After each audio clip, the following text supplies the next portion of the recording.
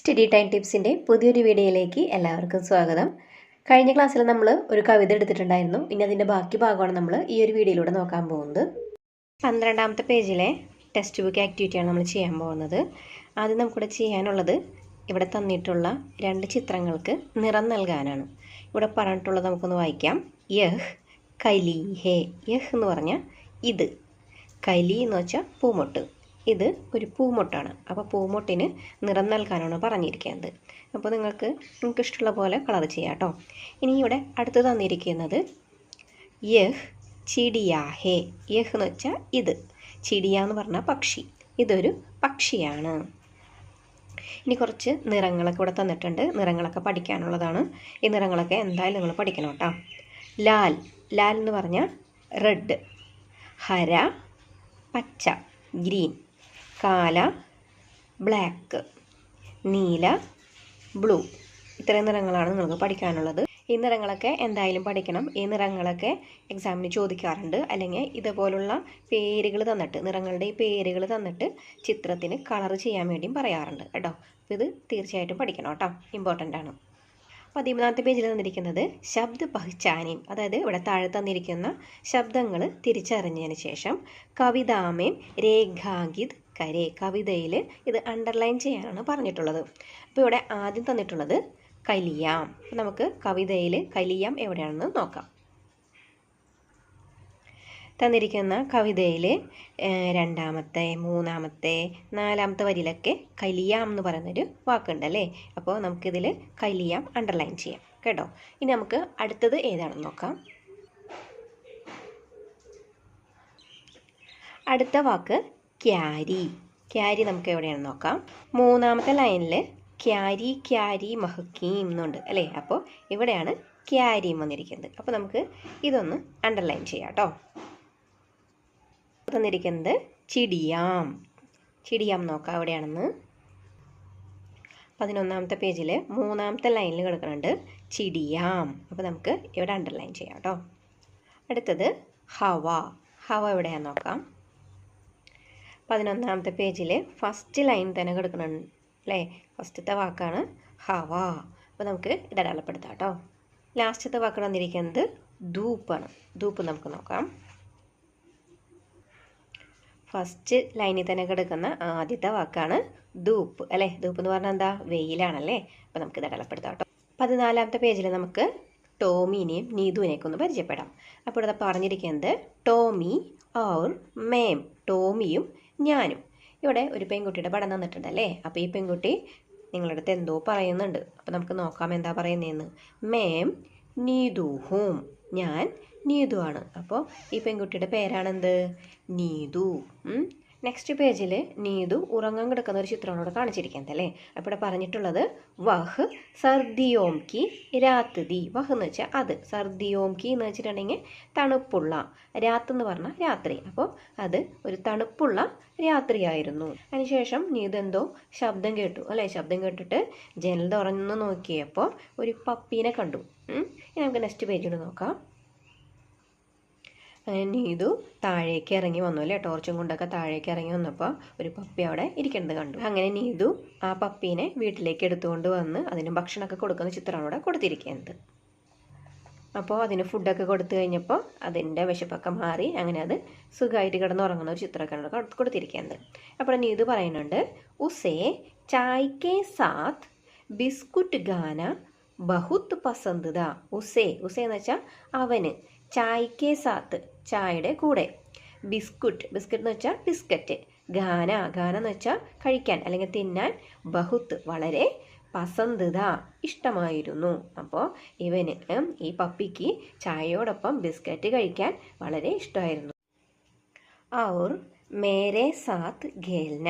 മേരെ സാത്ത് എന്ന് വെച്ചാൽ എൻ്റെ കൂടെ, ഖേൽന കളിക്കുക. അപ്പോൾ ഈ പപ്പി നീതുവിൻ്റെ കൂടെ കളിക്കാറുണ്ട് എന്ന്. പിന്നെ എന്തൊക്കെ ചെയ്യാറുണ്ട്. പങ്കേക്ക് നീച്ചെ സോന. പങ്ക എന്ന് വെച്ചിട്ടുണ്ടെങ്കിൽ അവിടെ ഫാനാണ് ഉദ്ദേശിക്കുന്നത് കേട്ടോ. നീച്ചെ എന്ന് വെച്ചാൽ താഴെ, സോന ഉറങ്ങുക. അപ്പോൾ ഫാന് താഴെ കിടന്ന് ഉറങ്ങുന്നു. പിന്നെ എന്തൊക്കെ ചെയ്യുന്നു നോക്കാം കേട്ടോ. ഔർ കിതാബ് പഠന. കിതാബ് എന്ന് പറഞ്ഞ ബുക്ക്, പഠന എന്ന് വെച്ചാൽ വായിക്കുക. അപ്പോൾ പിന്നെ എന്തൊക്കെ ചെയ്യുന്നത്, പുസ്തകം നെക്സ്റ്റ് പേജിൽ നീതു സ്കൂളിലേക്ക് പോകുന്ന ചിത്രമാണ് കാണിച്ചിരിക്കുന്നത് അല്ലേ. ഇനി നമുക്കിവിടെ എഴുതിയിരിക്കുന്നത് വായിക്കാം. ഉസേ, ഉസേ എന്ന് വെച്ചാൽ അവന്, മേര എന്ന് പറഞ്ഞാൽ ഞാൻ, ബാഹർ പുറത്ത്, ജാന എന്ന് വെച്ചാൽ പോകുന്നത്, ബിൽക്കുൽ എന്ന് വെച്ചാൽ ഒട്ടും അല്ലെങ്കിൽ തീരെ, അച്ഛ എന്ന് വെച്ചാൽ നല്ലത്, നെഹി എന്ന് വെച്ചാൽ അല്ല അല്ലെങ്കിൽ ഇല്ല എന്നൊക്കെ പറയാം.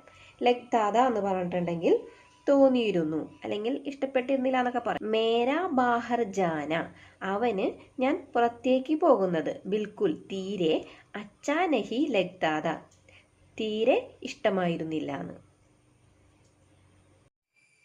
ഹം ജബ് സാത്ത് ഹോത്തെ തോ ബഹുത് ഖുശ് രഹത്തെ.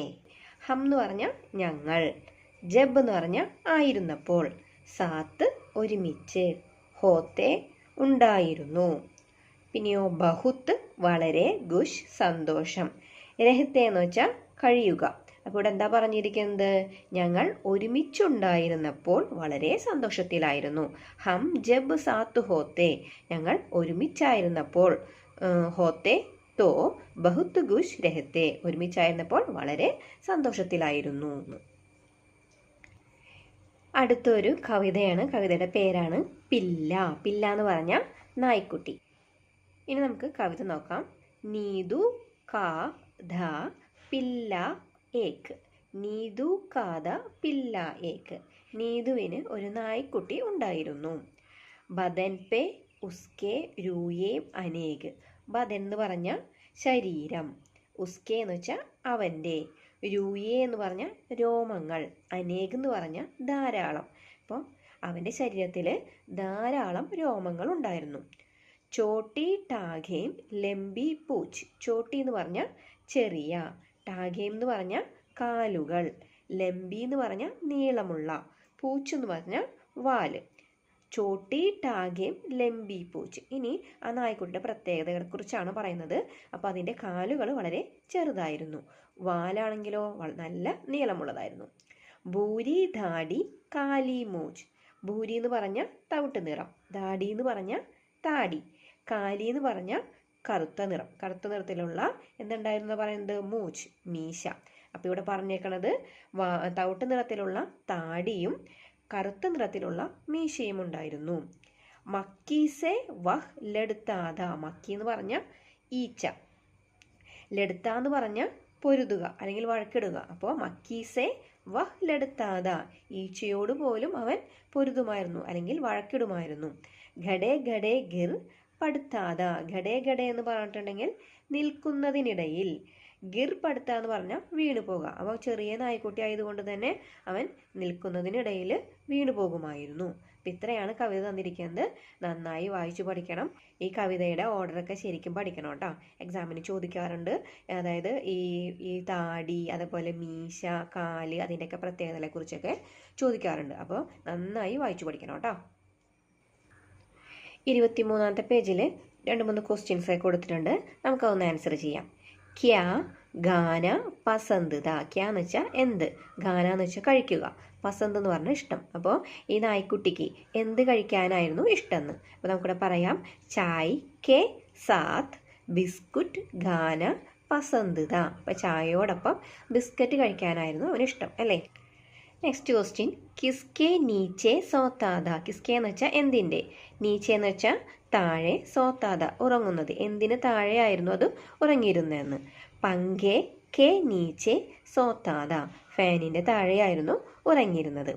അടുത്തത് കിസ്കെ സാത്ത് ഖേൽത്താത. നീതു കെ സാത്ത് ഖേൽത്താത. കിസ്കെ എന്ന് വെച്ചാൽ ആരുടെ, സാത്ത് എന്ന് വെച്ചാൽ കൂടെ, ഖേൽത്താത കളിക്കുന്നത്, ആരുടെ കൂടെയായിരുന്നു കളിച്ചിരുന്നത് എന്ന്.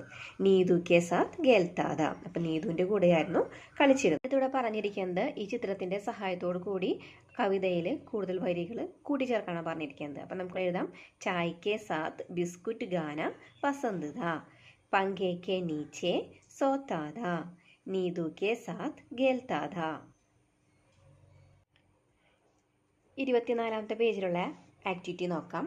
പരിചിത് ശബ്ദം പർ ഘോല ലഗായം. പരിചയമുള്ള ശബ്ദത്തിന് വട്ടം വരയ്ക്കാനാണ് പറഞ്ഞിരിക്കുന്നത്. രാത് കാ സമയ് ദ. രാത്ത് എന്ന് പറഞ്ഞാൽ രാത്രി, സമയ് എന്ന് പറഞ്ഞാൽ സമയം. അപ്പോൾ രാത്രി സമയമായിരുന്നു. നീതുക്കെ ഹാത്തുമേം കിതാബ് ദി. നീതുവിൻ്റെ കയ്യിൽ ഒരു ബുക്ക് ഉണ്ടായിരുന്നു. ഇവിടെ ഹാത്ത് എന്ന് പറഞ്ഞിട്ടുണ്ടെങ്കിൽ കൈ, ഹാത്തുമേം കയ്യിൽ, കിതാബ് എന്ന് പറഞ്ഞ ബുക്ക്, രാത്ത് എന്ന് പറഞ്ഞാൽ രാത്രിയാണ് കേട്ടോ. അപ്പോൾ രാത്രി സമയമായിരുന്നു. നീതുവിൻ്റെ കയ്യിൽ ഒരു ബുക്ക് ഉണ്ടായിരുന്നു. നീതു ഗർക്കെ ബാഹർ ദി. നീതു എവിടെയായിരുന്നു? ബാഹർ എന്ന് പറഞ്ഞാൽ പുറത്ത്, ഗർക്കെ എന്ന് വെച്ചാൽ വീടിൻ്റെ. അപ്പോൾ നീതു ഗർക്കെ ബാഹർ ദി. നീതു വീടിന് പുറത്തായിരുന്നു. അമ്മ ചായ് ലേക്കർ ആയി. അമ്മ ചായ് ലേക്കർ, ലേക്കർ എന്ന് വെച്ചാൽ കൊണ്ടുവരിക, ലേക്കർ ആയി എന്ന് വെച്ചാൽ കൊണ്ടുവന്നു. അമ്മ ചായ കൊണ്ടുവന്നു. നീതു ഖുഷ് ഹുയി. നീതു സന്തോഷിച്ചു. അപ്പോൾ അമ്മ ചായ കൊണ്ടുവന്നപ്പോൾ നീതു വളരെയധികം സന്തോഷിച്ചു. ഇവിടെ നിങ്ങളുടെ അടുത്ത് നിങ്ങൾക്ക് പരിചയമുള്ള വാക്കുകളൊക്കെ ഇതിൽ നിന്ന് എടുത്തതാണ് പറഞ്ഞിരിക്കുന്നത്.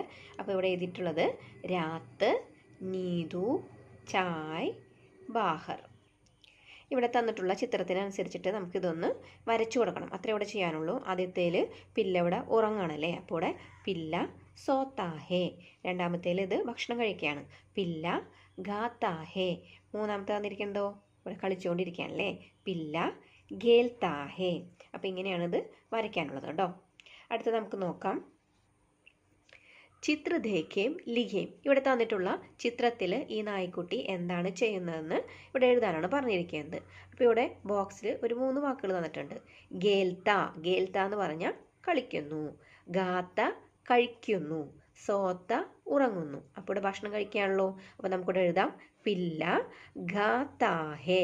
ഇവിടെ എഴുതാം നമുക്ക് ഗാത്താഹേ. ഇതോടുകൂടി ഫസ്റ്റ് യൂണിറ്റ് ഇവിടെ കഴിഞ്ഞു. നിങ്ങൾക്ക് വീഡിയോ ഉപകാരപ്പെട്ടെങ്കിൽ ഹൈപ്പ് ചെയ്യാൻ മറക്കരുത്.